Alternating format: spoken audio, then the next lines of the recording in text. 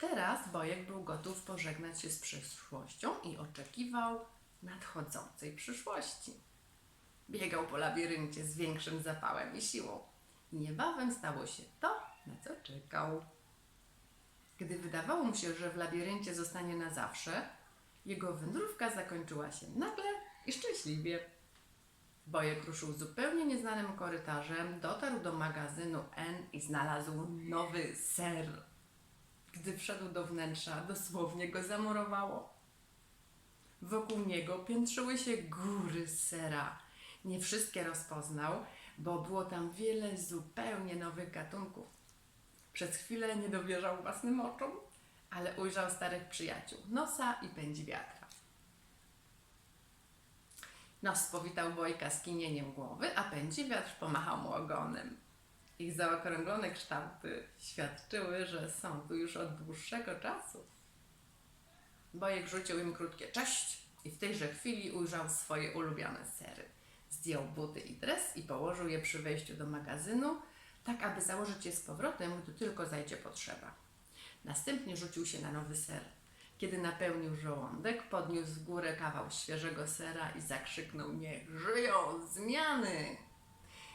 Jedząc nowy ser, Bojek myślał o tym, czego się nauczył. Zdał sobie sprawę, że dopóki obawiał się zmiany, wbrew wszystkiemu trzymał się iluzji starego sera, który zniknął na zawsze. Co spowodowało zmianę?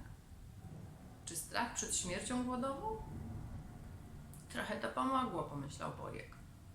Roześmiał się i wtedy zrozumiał, że zaczął się zmieniać, gdy nauczył się śmiać z siebie samego i z głupstw, które robił.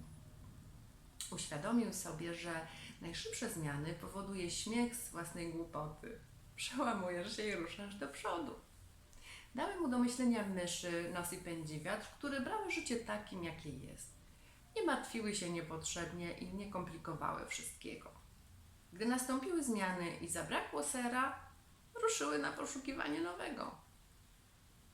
Następnie Bojek użył swojego wspaniałego rozumu do tego, co ludzie potrafią robić lepiej niż myszy. Pomyślał o błędach, które popełnił w przeszłości i wyciągnął z nich wnioski. Zrozumiał, że można nauczyć się reagowania na zmiany. Należy widzieć rzeczy takimi, jakie są, być elastycznym i działać szybko. Nie wolno komplikować spraw i hołdować przesądom, które budzą strach. Trzeba obserwować małe zmiany i dzięki temu być przygotowanym na wielkie zmiany, które nadejdą. Bojek wiedział, że do zmian należy przystosować się szybko, ponieważ jeżeli się tego nie zrobi na czas, to można stracić szansę raz na zawsze.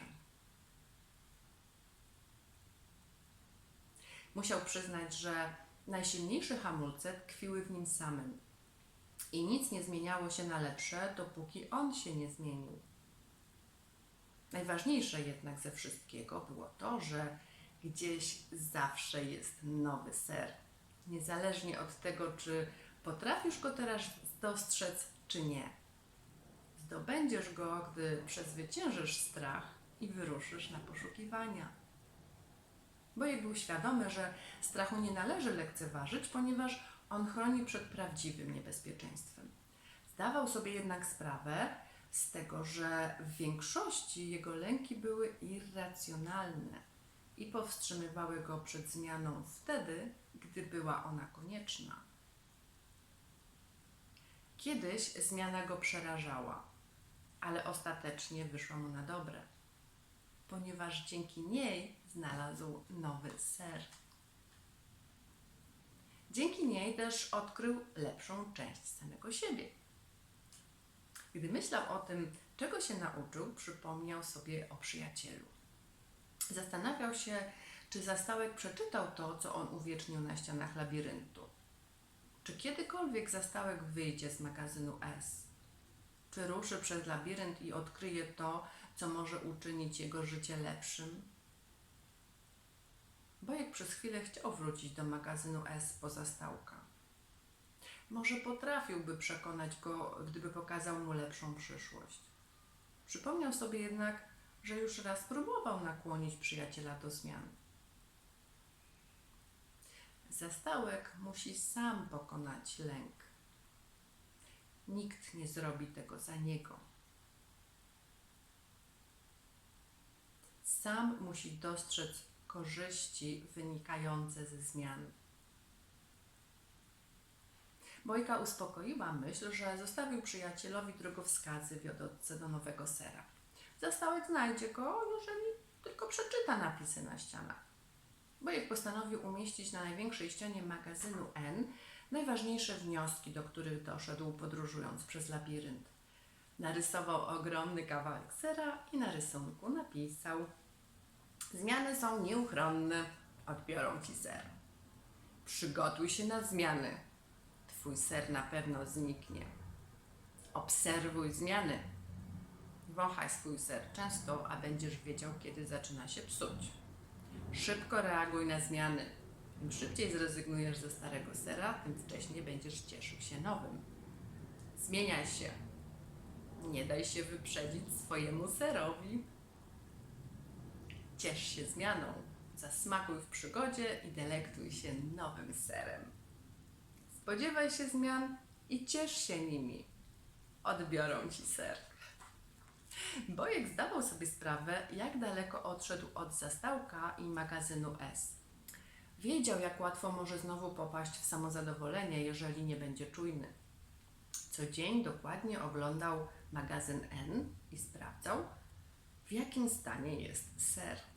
Był gotów na wszystko, aby nie dać się zaskoczyć niespodziewanej zmianie. Mimo że ciągle miał ogromny zapas sera, często biegał po labiryncie i odkrywał jego nowe zakamarki. Dzięki temu dokładnie wiedział, co dzieje się dookoła. Zrozumiał, że lepiej jest być świadomym brutalnej rzeczywistości, niż pławić się w przyjemnych iluzjach. Pewnego dnia Bojek usłyszał hałas w labiryncie. Dźwięk się nasilał i uświadomił sobie, że ktoś nadchodzi. Czy to Zastałek? Czyżby był tuż za rogiem? Bojek odmówił krótką modlitwę i jak wiele razy wcześniej wyraził nadzieję, że jego przyjaciel w końcu zrozumiał, o co tu chodzi.